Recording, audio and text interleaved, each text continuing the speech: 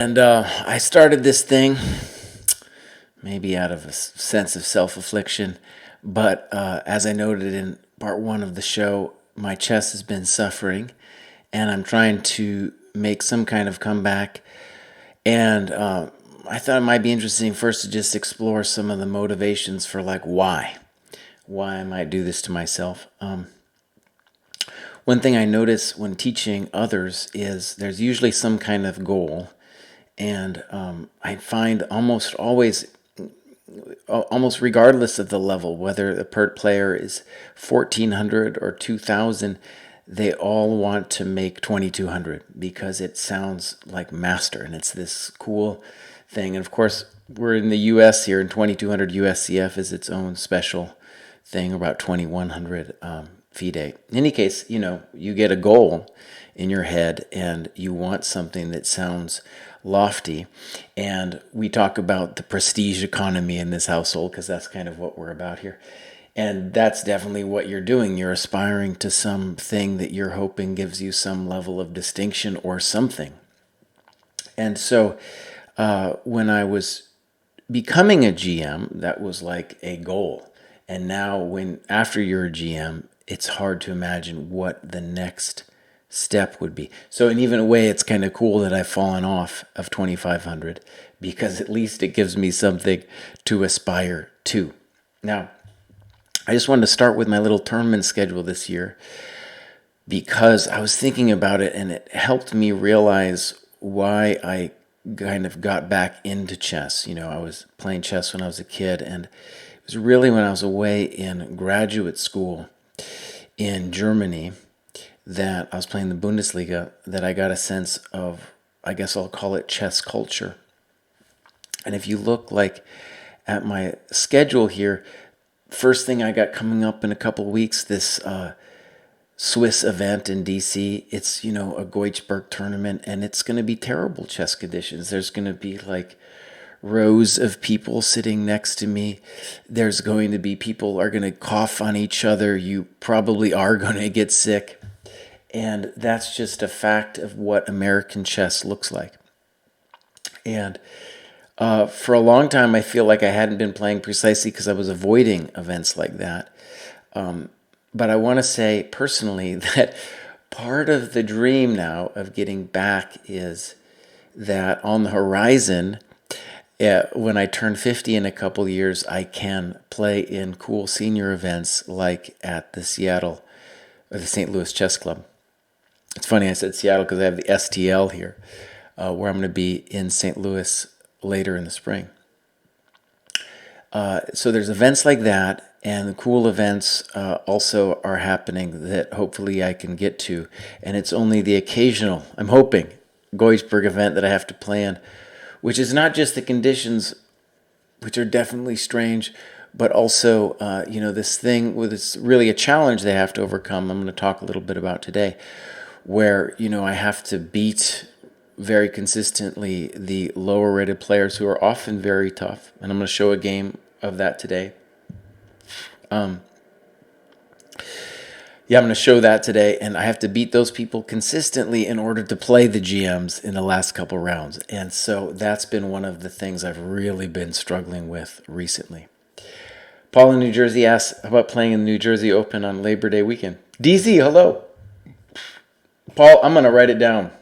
Labor Day in Jersey. I'll try to do it. I'm in Baltimore now, so I've gone up to Philly a couple times. So that would be cool. I would love to come up there. I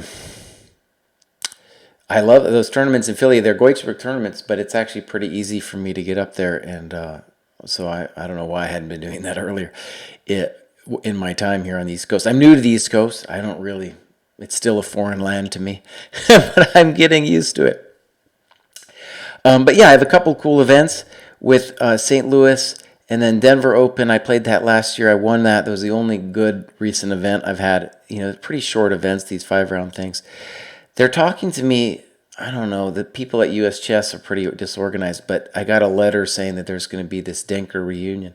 The Denker is the tournament of high school champions that I won when I was a kid. And I guess it's some reunion thing, but I don't know, they're not organized. They don't have any kind of information up. And then this Banff Open in Calgary International, that might be really intense, especially two tournaments right after one another. And that'll test me. Oh, no rematch. This is really interesting. You're asking me about this. So he's asking about the World Championship thing I did on chess.com. I'm gonna have to write them because for a long time I did those a while back, several months ago. I enjoyed it a lot, and I was hoping to do more. But they kind of were like, "Well, we're working on it," and so I didn't even know that they had put them out. So thank you for that, no rematch. I have to ask them about it. I'd love to do the more of the World Championship stuff, kind of like when I do this show, everybody has an idea of what their chess improvement looks like. But the idea of myself doing this is to force myself to articulate what I think is going on in my chess, at least in a superficial way. And the World Championship series really helped me articulate some of the things that, say, about Steinitz that I hadn't thought too deeply about. Okay, with that in mind, let's look at what's been going on in Jesse's little land of improvement here. I was sick for a little bit of this. I got kids. They're making me sick all the time. It's a terrible, it's a terrible thing, but I'm really struggling to do this.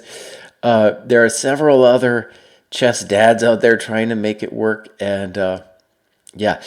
Let me just say, one thing I've noticed about myself is I kind of enjoy doing puzzles, problems. And I've got this book that I'm not going to recommend because it's too hard to get. I got it in Russia back in the day. And I don't have to understand Russian, it's because it's problems. But I know my Sloan and my Cone and all that other, like the basics. So it's not, I can get the basics, but I don't really need it for the problems. Anyway, it's a great collection of endgame puzzles. There's other collections out there. But I've done this book several times, and many of them are quite difficult. Studies as well as real game positions, both hard and difficult. I like it a lot.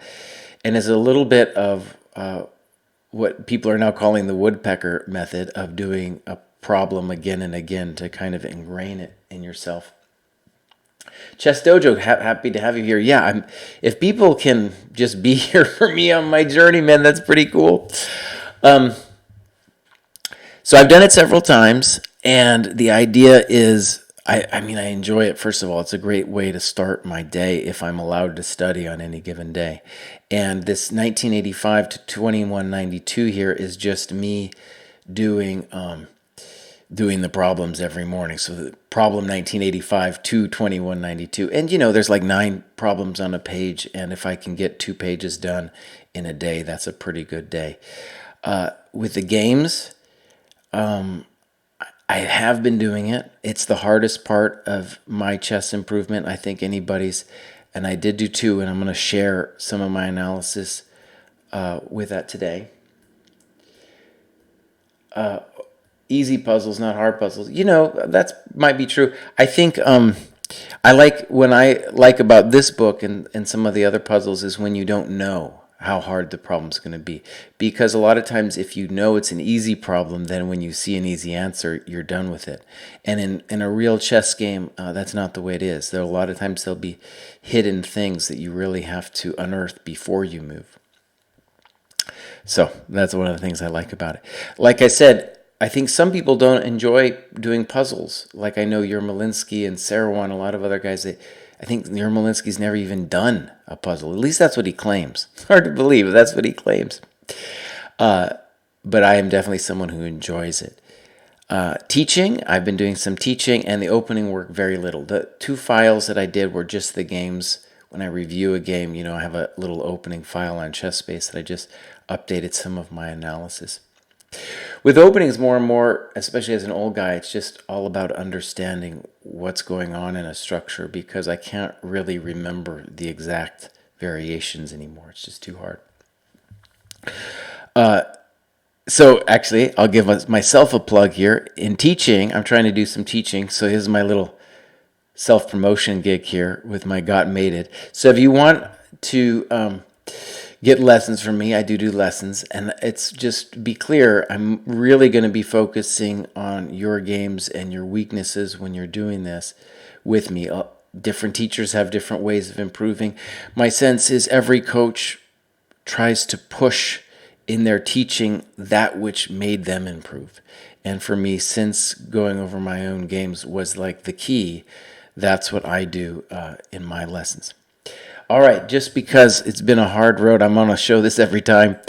My fitness thing didn't work out the last couple weeks. I did some stuff, but it wasn't working out. I dropped maybe a little bit of weight, but that was because I was like sick. My ass has been broken. It just hurts, man. I don't know what's going on. Am I really close to 50 push-ups? Probably not. That's probably a lie. So that needs to get stepped up. And like I said, when you look at my little tournament schedule here, the 2 round a day thing, you got to be strong for that. And especially then I look later at November with the Banff and Calgary. It's just so brutal to play 2 events right after another. And I think those will generally be 2 rounds a day as well. So really tough. Yeah. Yeah, Vishnu's here. Cool.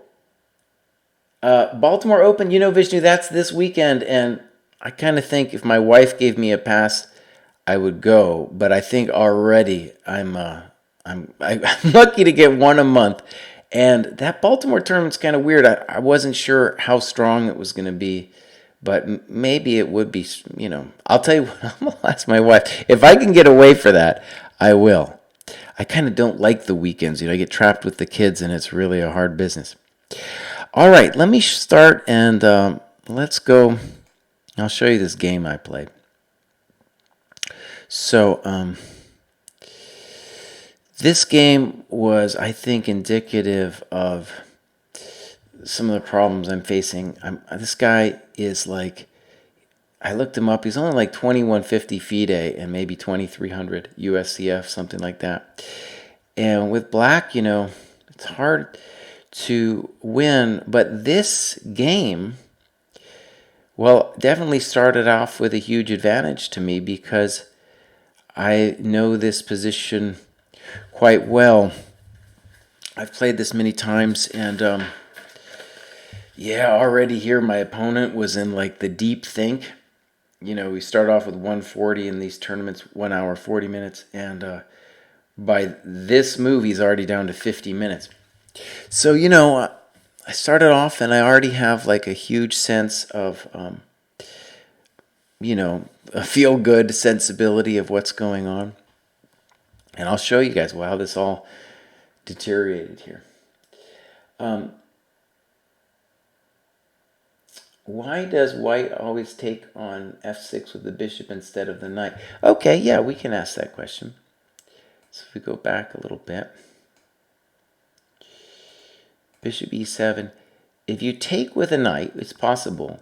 Then after bishop takes, you really have a question with the bishop on g5. If you take on f6, really you're developing my queen. And black's fine now. Maybe even better because we're going to play c5 very soon. Yeah. So, here we go. This is my drama here.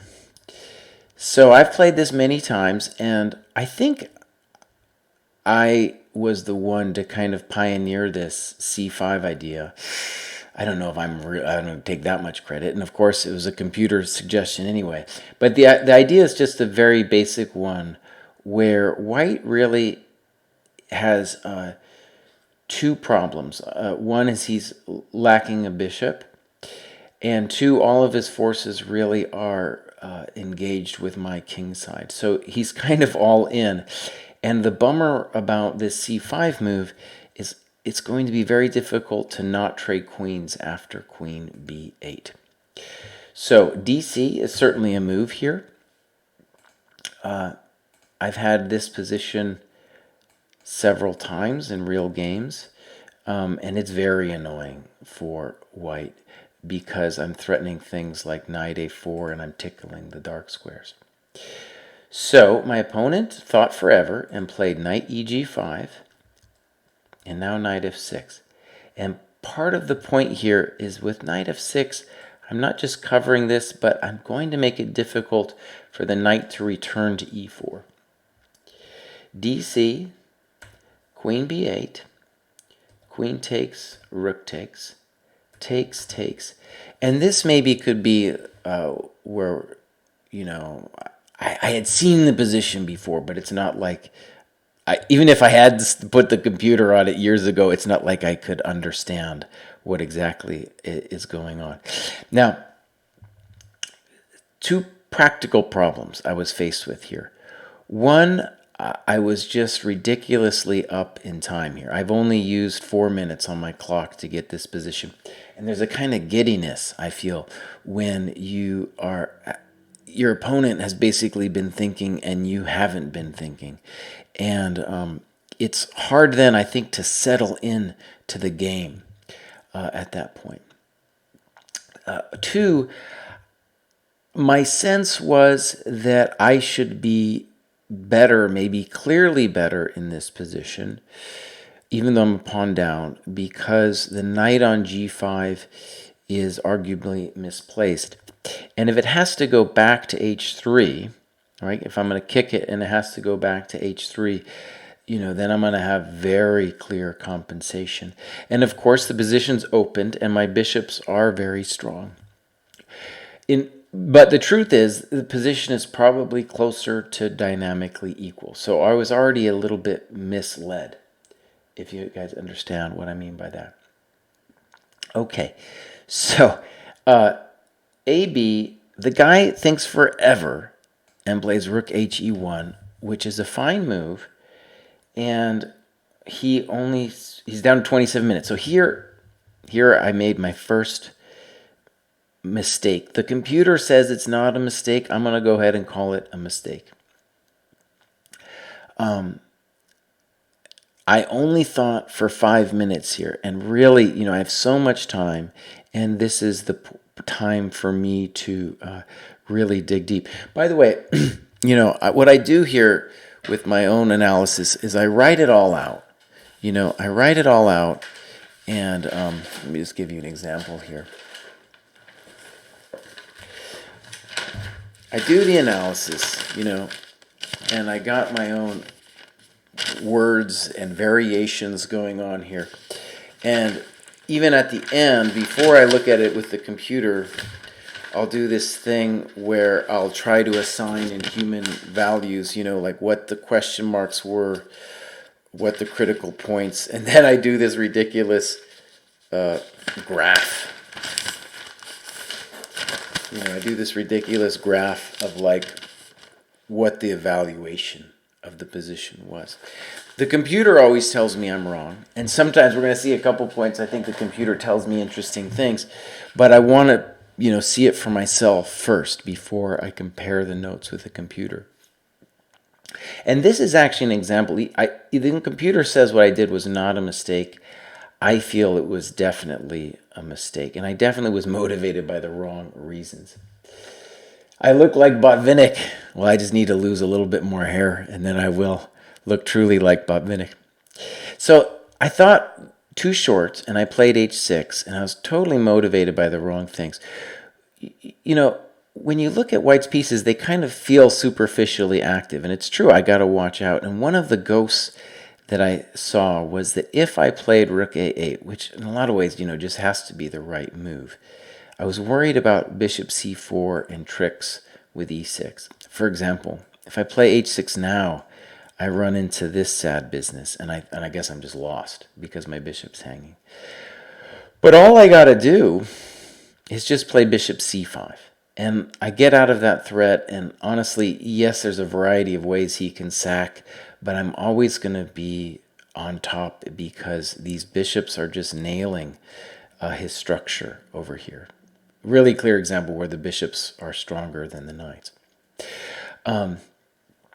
And if he does not play bishop c4 and play a3, which is actually what the computer wants, Then rook a4 seems incredibly strong to me. And even though the computer says it was like dynamically equal here, I'd much rather be black because I'm preventing the knight from returning, and this is basically a big positional threat to play h3 and have the pieces all go backwards.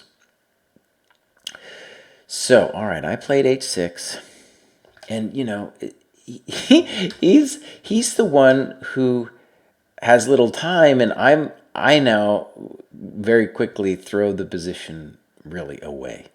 So rook a8, a3, rook a4, and he finds this move, which is good. And surprising, it's really kind of hard for me to take advantage of this pawn. The computer, for example, wants me to do this very gross thing where I take on e4 and then take here, but I'm worse then. For example, I don't know, bishop e4, knight takes, rook takes. Yeah, this is just a terrible position here because he owns the d file and this guy's a little bit weak. The initiative, of course, is going to benefit the person with in the opposite color bishops, any opposite color bishop's position, right? The initiative is incredibly valuable, and it's definitely the case here. And I wasn't about to trade everything off, right? So in this position, the computer, what I wanted was knight g4. The computer actually wanted me to do this really weird thing, wanted me to play like knight g4 here. Very anti-intuitive to me to do it here rather than after rook a4, but it had its own reasons. Okay, so let me just show you. So here I am, and now I'm like, oh darn, now it's not as easy as I wanted it to be. And I definitely make things pretty hokey now with b5. Yeah, so here we go, b5. And obviously, this is pushing the envelope here. Yeah, too dangerous. And he can do a variety of things, honestly, to have what I guess I'd call a clear advantage here. So the guy does this and snips the pawn. And I snip this thing. And the guy played f3. All right, he had other things to do. He could have done other things. The computer actually says that white is winning here. And to me, it's more like clear advantage, or at least that's what I felt in the analysis. I simply have reasonable or some compensation with the bishops. The real question is, how active is this rook going to be? Is it going to be shut out to the game, or is it going to be a hero? And the computer's obviously saying he's going to be shut out of the game. Okay, so I played rook b8. The computer wanted me to play rook c8. Do I understand rook c8? No, I don't. But I played rook b8. And maybe let's call it a slight inaccuracy here. The guy plays c4. By the way, let me just say, here it is. This is one of the challenges. I'm playing this 2150 guy. If I want to be 2500, I basically have to beat this guy 9 times out of 10. Right? And really, so far, besides taking too long, he has not made any notable inaccuracy. Anything. We could maybe, criticize some of his opening moves or something like that. But all the opening moves he's done are all moves that very strong players have done. And a lot of times, even the computer likes it. It'd only be some weird deep dive thing if you wanted to criticize the opening moves.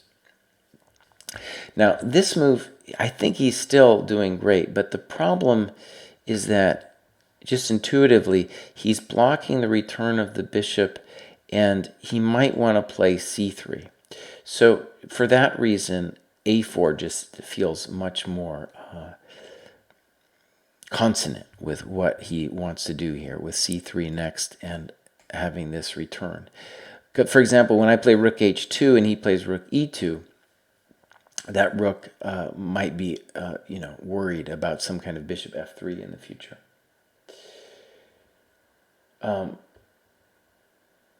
Rook b8 gives the opportunity to trade a bishop. Would you want to trade a bishop here? No, I wouldn't want to trade a bishop here. How does rook b8 offer to trade a bishop? I don't see it yet. Yeah.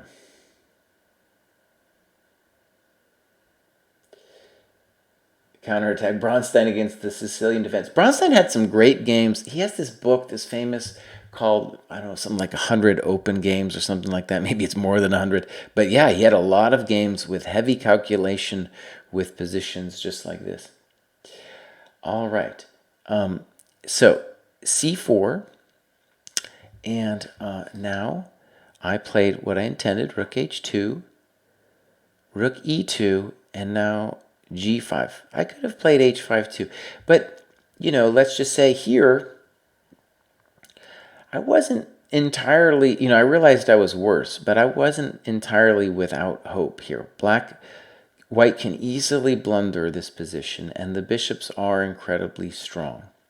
And in a certain sense, right, even though he is up this beautiful juggernaut of pawns on the queen side, speed is what really matters. Who's going to be faster in pushing their pawns, pushing their advantage. I have obviously got the advantage on the king side. He has the advantage on the queen side. So, knight e4, bishop e5, rook de1. And this is actually the first move that I think is a legitimate mistake. It doesn't spoil the position, but it's just incorrect. There's no reason, what I mean by incorrect is there's just no reason for him to do it. The rook is valuable on the d file. And I think most of all he wants to protect this rook to various bishop f3 things. But if you wanted to do that, then something like rook c2 is definitely possible. And in some respects, this move, okay, I'm going to call it passive. But in some respects as well, it's definitely, in the time pressure, people like to feel secure. And it feels like one of those moves where you're trying to just shore everything up.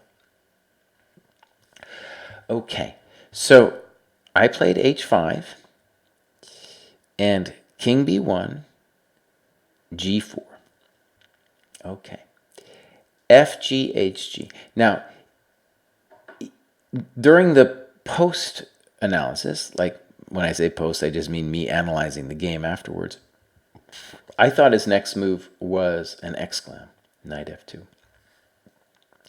The computer is just like, no, knight c5, and I'm getting crushed.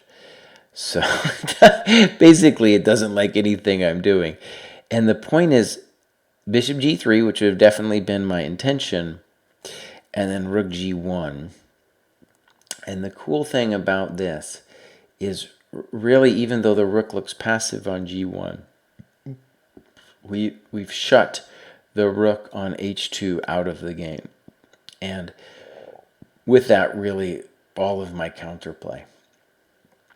So, yeah, that's an instructive position. And of course, if I lose my bishop on b7, things aren't going to look so good. What did the computer want me to do? It wanted me to take here and to get this position and to play like h5. And didn't even cross my mind to give up my bishop. It didn't cross my mind at all. But of course, here I do have chances to play for a win, even though white's probably still better. Because, yeah, my bishop on e5 is a beast. He's going to play a4, a5, a6, of course, and we're going to get involved in a race.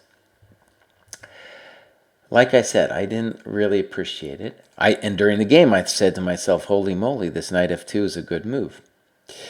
Now, here is where I think the computer can be very interesting and helpful, because during the post-analysis, I missed entirely what the computer saw here. I did consider it during the game.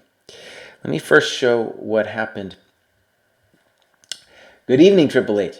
Let me show what happened in the game first. I played bishop d4, here, snip, snip, and it's an interesting position.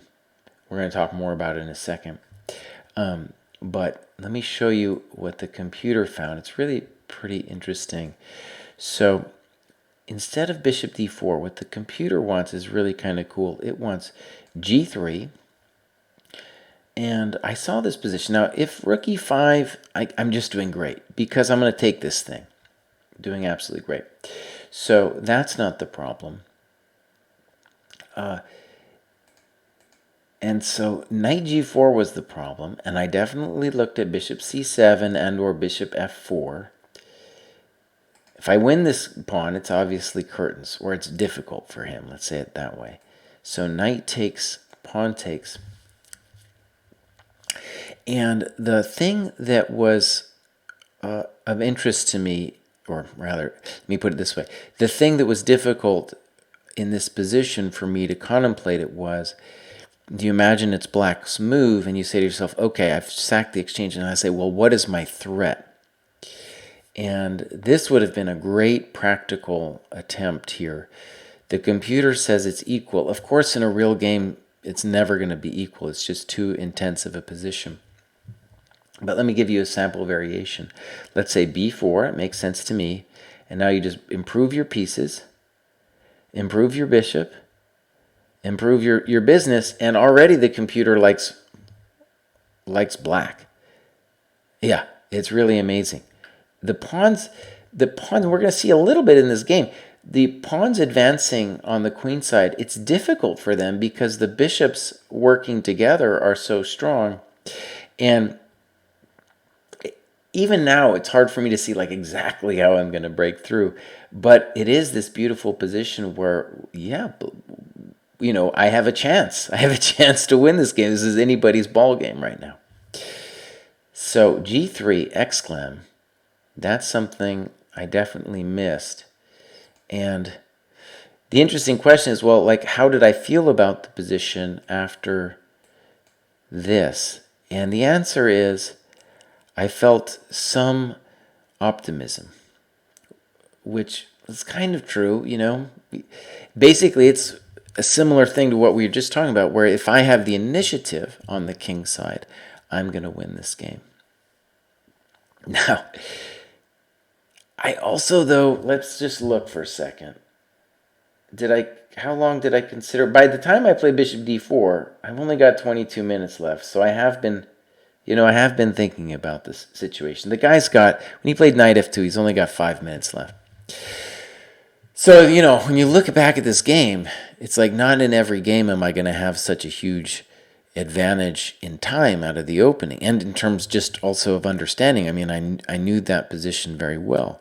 And it just highlights how difficult it is to play these guys, you know, because you really have to win every single time. Now, his next move is technically a mistake, but it presented some real interesting challenges for me. He played rook d1. The computer rightly points out that if you just play knight e5, it's really hard for me to avoid losing one of my bishops, getting it traded off. For example, knight c6 is a real pain to deal with. And I got to worry about things like rook g1. We're going to see that in the game too. So rook d1, and now I had what has to be called my first senior moment in the game. And the senior moments are definitely something that's plaguing me, and it makes it really hard to consistently beat the 2200s, because the senior moment can really ruin a guy's day. So I'll give you guys a chance to see what I missed here. I played e5. And, well, I'm just blundering the house here. The guy plays knight e5. And I can't take back because of rook g1. So I'm lost again. I've gone back. I've crawled myself back to being okay, and now I'm lost. Total hit me like, and the guy's got almost, very little time left. He had 3 minutes left when we played rook d1. So, when I play e5, I'm trying to conserve my time, but I'm also like, feel like I'm pressing the guy. And someone mentioned Botvinnik earlier. One thing I felt when I did this was that I'm playing too much blitz chess, because e5 is definitely like a move in blitz chess you just play. And Botvinnik, of course, really didn't want to do the blitz chess. And I'm trying to, actually, one experiment, I should write that, I'm going to write that down on my improvement list, is just no blitz chess, just to try it out. I enjoy blitz chess like anybody else.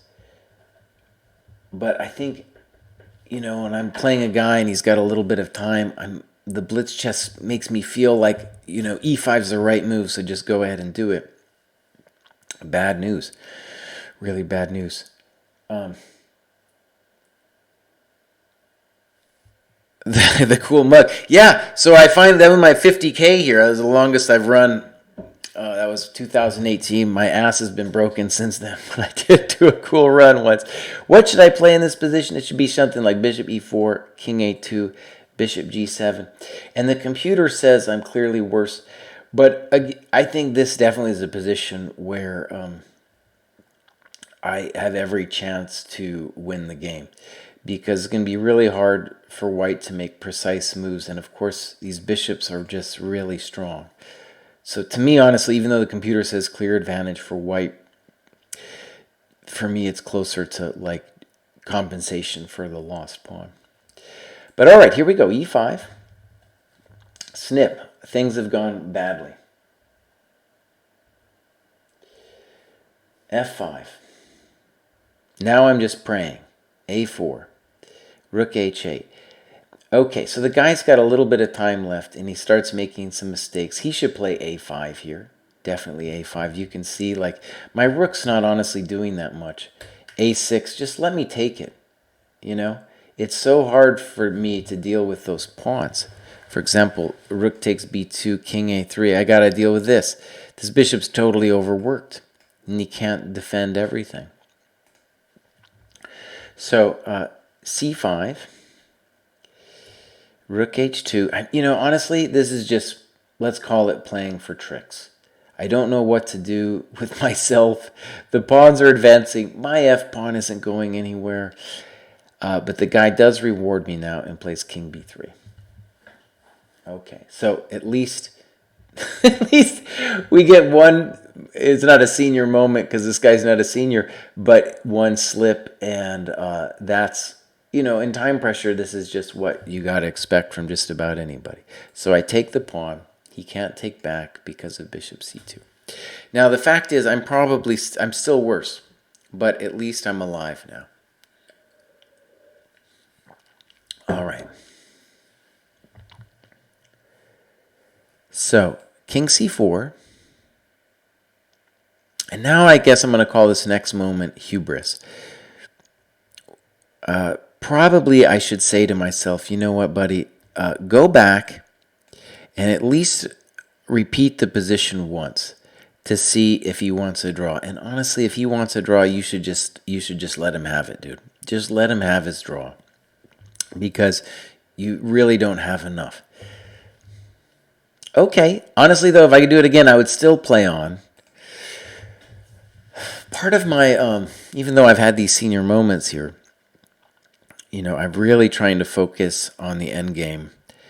And when I saw this too, I was like, hopefully I'll play this guy in the end game. Now, I end up outplaying myself, but end game knowledge definitely later does help me here. So, b4, always repeat. That's right, always repeat. I want to just make a plug for the repeat, especially because I'm bad at it. And maybe if I say it to you all, why you should repeat, it'll help me do it in the future. And that is that it shows, first of all, even if you don't go for the draw, right? If you just do it once, you are showing your opponent that you're in control of the game, right? And you're asking him, if he wants to win, is he ready to do something outrageous? Now, arguably what the guy should do here is simply not play king c4, go ahead and play a5, in which case, I'm a little worried. Okay, so that's the reason maybe for playing bishop e3 anyway. But yeah. And one of it's honestly, this is a real failing for me. You know, my crew writes he usually does it twice. I always freak out, like, am I going to screw it up and do it 3 times? You know, I got like a real nervousness about it. b4, f4. The position is pretty hectic here. Rook f1. Obviously, I'm not winning and I'm not better, but I do have some chances here. And again, I blow it. And I'm trying to make things spicy. I should play bishop g2 and just see where the guy goes. Instead, I play rook h4, and I'll let you guys look to see what he did. He found another good move here. That's funny, Vishnu. The move the guy found, that I totally didn't see, was bishop c6. And it makes so much sense for him to play this move. Let's say it does at least 3 things. It dislodges my bishop, it fights for the blockade square, and it unleashes the Kraken here with the b pawn. So, yeah, totally missed it. Now, again, I have a moment of hubris here. I'm determined to try to win this game, and what should I do? I should play like takes,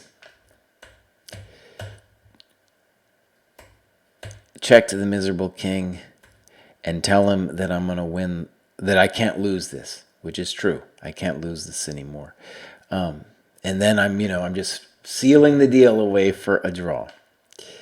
So, hubris by all means, bishop f5. And one of the things too about playing, these lower rated is since you feel, or I feel, that I have to win, I end up doing strange things, like this, where I'm taking too many risks to keep things going. My opponent rightly plays here, and now I played another one. In fact, of all the moves in this game, the one I feel is really horrendous is this one, to play bishop b6. I don't know if I just missed king b4 or what, or if I'm becoming tired in this final span here.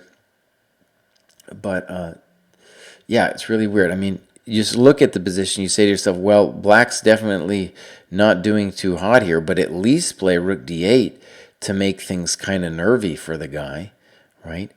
I think white's, I guess I would say, clearly better, but I'm not lost. So this was terrible. Fastigium asks, what sorts of openings you generally play? Good question. I've been playing the French forever, mostly because it's not too hard to understand, and I don't have to memorize that many lines. This is maybe an example of a line that I know in a little bit of depth because it's a main line. I'm trying to make my openings go to endgames, just because I feel like that's where I can outplay my opponents, even though I didn't do it here. Yeah, that's what I'm trying to do. And in contrast, say Vishnu's on the channel, that guy needs to be playing hectic tactical variations. But anyways, I'm trying to orient them towards complex strategic closed positions and endgames. Okay. Classic E3 variation of the Queen's Gambit. I'm not sure which one you mean. I feel like that could mean a couple different things. King b4, that's obviously a problem, and now I'm just totally lost. I played bishop d3. And here's an interesting moment. I think white is pretty much totally winning whatever he does. But, by the way, we got a little bit more time. And by the time I play bishop d3, I've got 8 minutes left for the whole game, and the guy's got around 10, 14 or something. Between 14 and 12. And he played this move very quickly. It's an intuitive move. He's still winning after this move. But I want to say, from a human point of view, I'm pretty sure that's the right move. right? Play rook a1. Don't let me touch your knight, because that I have to at least put some pressure on the blockade for something to happen, and then just kill me. Just murder me, right? d4, d5, c4, c6, e3. Yeah, that's fine. Yeah, that's fine. That would be a Slav, I guess. But maybe you mean e6 on move 2. That's also a fine variation, even though it's some little bit less ambitious. But okay, rook d1, bishop e2. The guy gives me a check. I do this. And I think, again, everything he does is winning. The simplest thing for him to do now is just to go back. And the bummer for me is it's really hard for me to stress the bishop because he's got bishop g4. I can't penetrate to h1. And of course, the big fat a5 is coming real soon. I cannot play rook a8 because that's hit. So the bishop is remarkably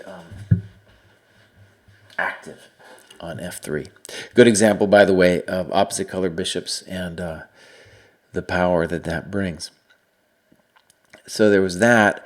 Knight g5, I felt like during the game that had to be winning.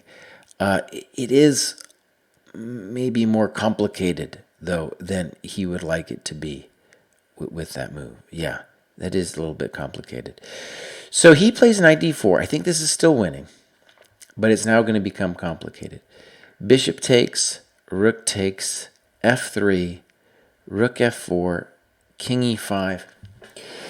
And I was pretty sure that with what he did that I was going to be winning. Or excuse me, drawing. Felt like a win after all this. And so, right, this is endgame knowledge 101, really. So he played rook f3. I'll show you what happened first. Rook f3, snip, snip, then king d6. Really important that I get king d6 in. b6, and now I can just molest the bishop, and he can't really do anything. If he ever plays b7 and king c7, I've got the dark square blockade. So I just keep attacking the bishop, and there's really there's no great square for the bishop to go to. So his much better try, though, and I saw this during the game. I wasn't exactly sure totally how to evaluate it, but I was really worried, was bishop f3, bishop takes. And the simple point he needs to see is that on king e5, what else am I supposed to do? He plays king c5, and now I'm toast. I'm really toast. Maybe the key variation to see, so first of all, if you give me a check, I'm just coming in. Right? The key variation to see is if rook a1, a8, excuse me, b6, and it's done. Right? Rook a5, bishop b5. Rook takes a4, b7. Game over. So let me try to sum up here what happened in this game. Beautiful opportunity out of the opening. I guess you could say, surprisingly, my openings were stronger than my opponents. I think that's usually just not the case. Got a huge time advantage, and I flubbed it on a variety of levels. And we can criticize a couple things. I'm just going to say that I'm sure a lot of other people are feeling the same thing.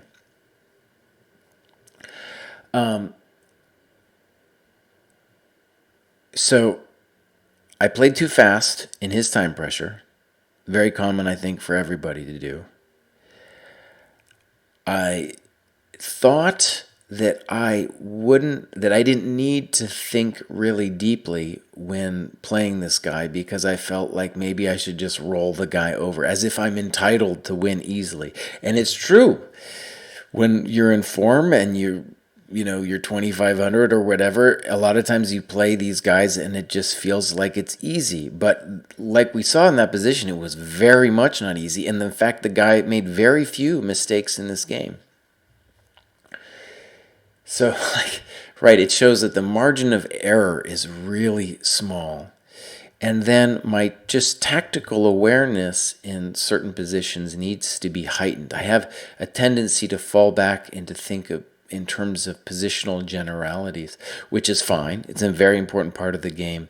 But I have to be hyper aware of stuff like knight takes e5, which just is going to sour your whole business. Bishop c6, also missed that one. So yeah, those are my feelings of how that game went wrong.